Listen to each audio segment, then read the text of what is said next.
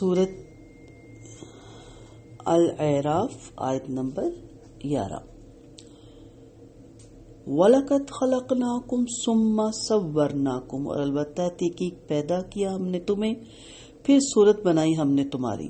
ثُمَّ قُلْنَا لِلْمَلَائِكَةِ اسْجُدُوا لِآدَمَ، پھر کہا ہم نے فرشتوں کو سجدہ کرو آدم کو۔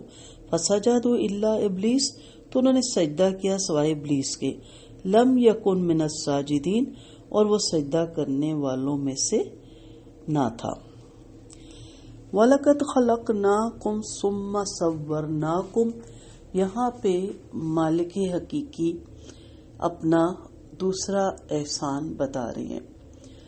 وَلَقَدْ خَلَقْنَاكُمْ، میں نے تمہیں پیدا کیا، پھر تیسرا صَوَّرْنَاكُمْ، پھر صورتیں بنائی تمہاری، پھر چوتھا ثُمَّ قُلْنَا لِلْمَلَائِكَةِ اسْجُدُوا، کہ سجدہ تمام فرشتوں سے کروایا آدم کو۔ یہ بہت بڑا شرف، بہت بڑی عزت، بہت بڑی نعمت۔ اور آپ سوچیں کہ اللہ نے آدم کو، اشرف المخلوقات کو، فرشتوں سے سجدہ تحریمی یا احترامی، یہ اس پہ آگے ڈیٹیل سے بات کریں گے، کروایا، اور ابلیس نے انکار کیا۔ ہمیں اللہ نے شرف المخلوقات بنایا اور ہم نے اپنے جیسے انسانوں کے در پہ ماتھے ٹیکنے شروع کر دیے، اپنے جیسے انسانوں کو مافوق الفطرت ہستیاں بنا کے ان کی پوجا شروع کر دی، ان کی درگاہیں بنا لی، اور اپنے سے بھی کم تر یعنی گھوڑا شاہ کی زیارت، ککڑ شاہ کی زیارت، ہنومان یعنی ہاتھی کو ولی بنا دیا، درویش بنا دیا۔ اور ہمارے جو قریب ملک ہیں وہاں تو حیرانگی ہوتی ہے کہ کوئی جانور جیسے گائے ماتا کو خدا بنا لیا، بھگوان بنا لیا، تو آپ سوچیں کہ کس قدر افسوس کا مقام ہے کہ اللہ تعالیٰ نے اتنی عزت، اتنی شرف سے نوازا، شرف المخلوقات بنایا، اور شیطان نے سجدہ نہیں کیا۔ سجدہ اصل میں اللہ کا حکم ماننا تھا، اس نے انکار کر دیا۔ شیطان نے اللہ تعالیٰ کے حکم کو نہ مانا، کیونکہ اللہ نے اپنے آپ کو سجدہ کے لیے نہیں کہا تھا، آدم کو سجدے کے لیے کہا تھا، تو وہ روندہ درگاہ ہو گیا۔ یہ ہم آگے ساری آیتیں پڑھیں گے۔ اور ایک انسان جو اللہ ہی کو سجدہ نہیں کرتا، وہ جنت الفردوس کا کیسے وارث بن سکتا ہے؟ تو یہاں اللہ تعالیٰ نے انسان کے شرف کو اس طرح بیان فرمایا کہ تمہارے باپ آدم کو میں نے خود ہی بنایا، اپنے ہاتھوں سے بنایا تھا نا اللہ تعالیٰ نے۔ اور ابلیس کی عداوت کو یہاں بیان فرمایا کہ اس نے تمہارے باپ آدم کا حسد کیا تھا۔ ہمارے فرمان سے سب فرشتوں نے سجدہ کیا مگر اس نے نافرمانی کی، بس تمہیں چاہیے کہ دشمن کو دشمن سمجھو اور اس کے داؤ پیچ سے ہوشیار رہو۔ یہ انشاءاللہ آگے اس واقعے کو تفصیل سے ہم پڑھیں گے۔ یہاں ہم دیکھتے ہیں وَلَقَدْ خَلَقْنَاكُمْ ثُمَّ صَوَّرْنَاكُمْ۔ خلق کا اصل معنی جس چیز کا وجود نہ ہو اس کا صحیح خاکہ بنانا اور وجود میں لانا۔ اس معنی میں خالق صرف اللہ تعالیٰ کی ذات ہے۔ ہاں کسی چیز سے کوئی خاکہ تیار کرنے کو بھی خالقہ کہہ لیتے ہیں، یہ بھی مخلوق کر سکتی ہے، جیسے سورۃ مائدہ میں 110 میں عیسیٰ علیہ السلام کے بارے میں آتا ہے وَإِذْ تَخْلُقُ مِنَ الطِّينِ خَلَقَ بَرَأَ اور المصور۔ پیدائش کے تینوں مراحل ہیں۔ سورۃ حشر میں آیت نمبر 24 میں ہم پڑھیں گے هو اللہ الخالق الباری المصور۔ تینوں الفاظ میں سے اکیلا کوئی بھی لفظ آئے تو پیدا کرنے کے معنی میں آتا ہے، اکٹھے آئیں تو کچھ فرق ہے، یعنی ہم نے تمہارا خاکہ بنایا، پھر تمہاری صورت بنائی۔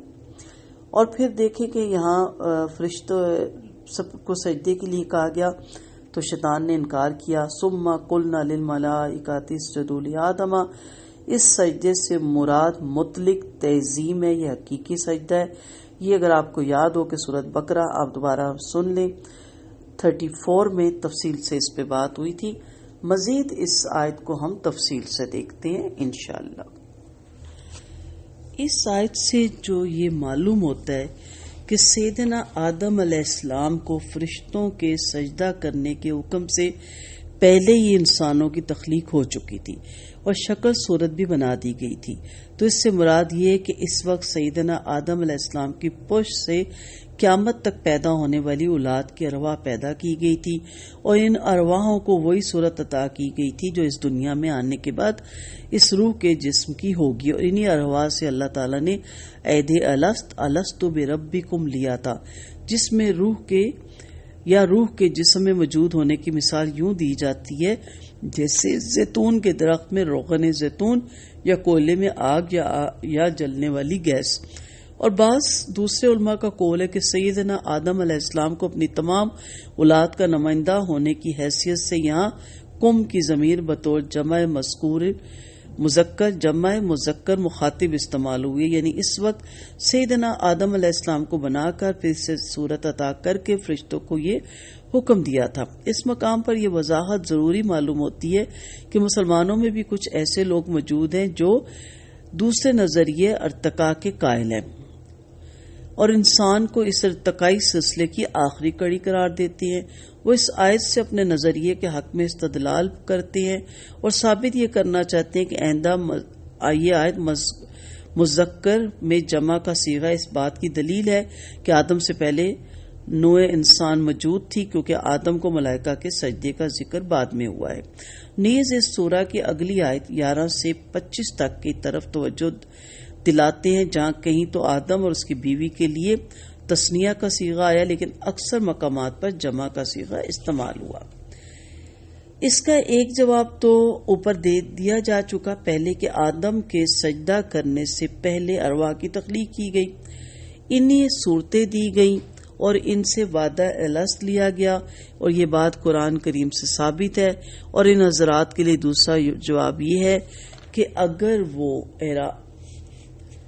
اعراف کی ان آیات کے ساتھ سورۃ بقرہ کی آیت نمبر 30 سے 36 دوبارہ پڑھ لیں تو اس تثنیہ کے صیغے کی حقیقت از خود معلوم ہو جائے گی. نیز اس مقام پر ابتدا میں دور نبی صلی اللہ علیہ وسلم کے تمام موجودہ انسانوں کو مخاطب کیا گیا ہے کہ اپنے پروردگار کی طرف سے نازل شدہ وحی کی اتباع کرو. پھر آگے چل کر آدم، آپ کی بیوی اور ابلیس وغیرہ کا قصہ مذکور ہے، تو قرآن میں حسب موقع اور محل صیغوں کا استعمال ہوا ہے. ان آیات کے مخاطب آدم اور ان کی اولاد ہے، نہ کہ آدم اور اس کی بیوی کے آباء و اجداد یا بھائی بند. پھر یہ بھی بات قابل غور ہے کہ آدم کو پیدا کرنے کے بعد اللہ نے فرشتوں سے اسے سجدہ کروایا، پھر اس سے حوا کو پیدا کیا، پھر انہیں جنت میں آباد کیا. اگر آدم سلسلہ ارتقاء کے نتیجے میں پیدا ہوئے تھے تو اس وقت ان کے آباء و اجداد یا بھائی بند کہاں تھے؟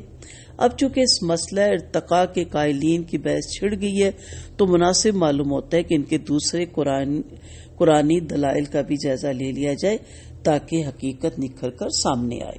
انشاءاللہ دوسرے لیکچر میں ان کے جو ارتقاء ہے نا، جو ان کا ایک نظریہ ہے کہ انسان خود بخود وجود میں آیا، اس پہ تفصیل سے بات کرتے ہیں انشاءاللہ.